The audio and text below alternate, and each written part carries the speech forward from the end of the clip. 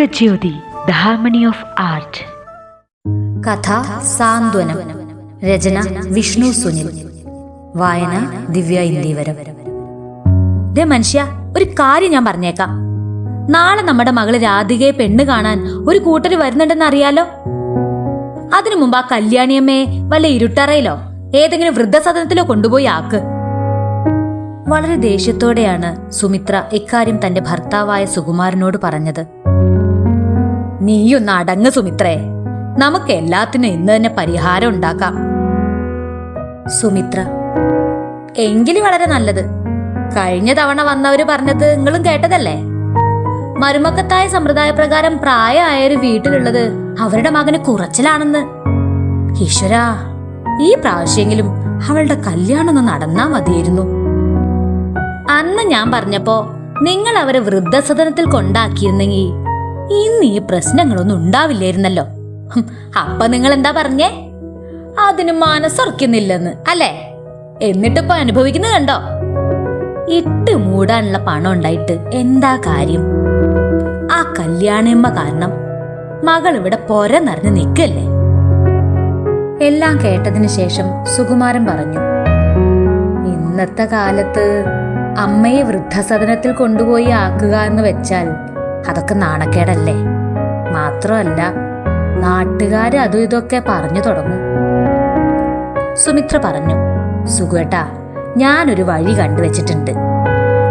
സുകുമാരൻ: എന്താടി അത്?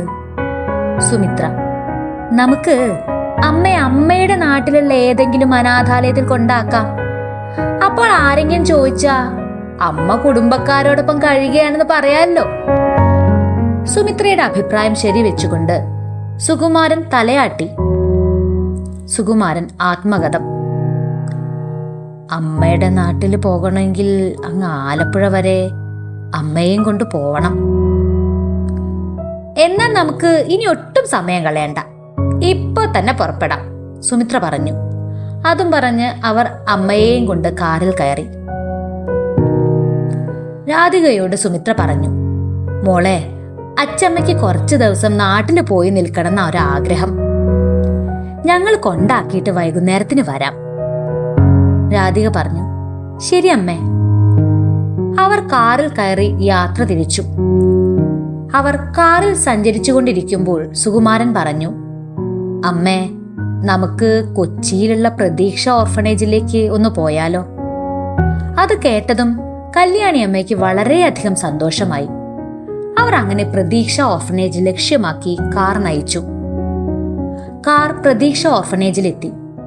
ഡോറ് തുറന്ന് സുകുമാരനും സുമിത്രയും ഒപ്പം കല്യാണി അമ്മയും പുറത്തേക്കിറങ്ങി. അപ്പോഴേക്കും അമ്മയെ ആരൊക്കെയോ ചേർന്ന് അകത്തേക്ക് കൊണ്ടുപോയിരുന്നു. അയാൾ ചുറ്റുമൊന്ന് നിരീക്ഷിച്ചു. നല്ല അന്തരീക്ഷം. ഇളം കാറ്റിൽ മുളങ്കൂട്ടം സംഗീതം ആലപിക്കുന്നു. തന്റെ ചുണ്ടിൽ ഒരു ചെറു പുഞ്ചിരി വിടരുന്നത് അയാൾ അറിഞ്ഞു. അകത്തേക്ക് ചെന്നപ്പോൾ കണ്ട കാഴ്ച അയാൾ അത്ഭുതപ്പെടുത്തി. എല്ലാവരും തന്റെ അമ്മയെ സ്വീകരിച്ച് ആനയിക്കുന്നു. ഇതുവരെ അയാൾ പറഞ്ഞിട്ടില്ല അമ്മയെ താൻ ഉപേക്ഷിക്കുകയാണെന്ന്. ഈ വരവിന്റെ ലക്ഷ്യം വെറും സന്ദർശനമാണെന്നാണ് എല്ലാവരോടും പറഞ്ഞിരിക്കുന്നത്. എന്തിനു ഓർഫനേജിൽ പോലും അറിയിച്ചിരിക്കുന്നത് അങ്ങനെയാണ്. ഭാര്യയെ അമ്മയ്ക്കടുത്ത് നിർത്തി അയാൾ ഓഫീസിലേക്ക് നടന്നു. തന്റെ ഭാര്യ ഇന്ന് എത്രയോ സന്തോഷവതിയാണ്. അവളുടെ സന്തോഷത്തിനു വേണ്ടിയാണല്ലോ അയാൾ ഇന്നിങ്ങോട്ട് വന്നിരിക്കുന്നത്. ഓഫീസിൽ ചെന്നപ്പോൾ തന്നെ അയാൾക്ക് വമ്പൻ സ്വീകരണമാണ് കിട്ടിയത്. അതിലയാൾ അത്ഭുതപ്പെടാതിരുന്നില്ല. തന്റെ അമ്മയെക്കുറിച്ച് പറയാൻ അവിടെയുള്ള ഓരോരുത്തർക്കും 100 നാക്കാണ്. അപ്പോഴാണ് അയാൾ ഞെട്ടിപ്പിക്കുന്ന സത്യമറിഞ്ഞത്. കാർത്തിയായനി അമ്മ അവിടുത്തെ ഒരു അന്തേവാസിയായിരുന്നു. 18-ാം വയസ്സിൽ വിവാഹം കഴിഞ്ഞു പോയെങ്കിലും ഓർഫനേജിലെ നിത്യസന്ദർശകരിൽ ഒരാളായിരുന്നു അവർ. വിവാഹം കഴിഞ്ഞ് 1 മാസമായപ്പോഴേക്കും നടന്ന അപകടത്തിൽ ഭർത്താവ് മരിച്ചു. പിന്നീട് മറ്റൊരു വിവാഹത്തെക്കുറിച്ച് ആലോചിക്കാതെ ഓർഫനേജിന് വേണ്ടി പ്രവർത്തിച്ചു. ആ ഓർഫനേജ് ഇന്നിങ്ങനെ ഉയർന്നു നിൽക്കുന്നത് അവരൊരാളുടെ കഠിന പ്രയത്നം മൂലമാണ്. മാത്രമല്ല, തന്റെ 36-ാം വയസ്സിൽ ഇവിടേക്കൊരു കുഞ്ഞിളം പൈതലിനെ കൊണ്ടുവന്നെന്നു. റെയിൽവേ ട്രാക്കിൽ നിന്നും കിട്ടിയ ആ കുഞ്ഞിനെ പിന്നീട് ദത്തെടുത്തെന്നും കൂടാതെ ആ കുഞ്ഞിനു വേണ്ടി അവർ നാടുവിട്ടെന്നും അറിഞ്ഞപ്പോൾ അയാൾ കോരിത്തരിച്ചിരുന്നു.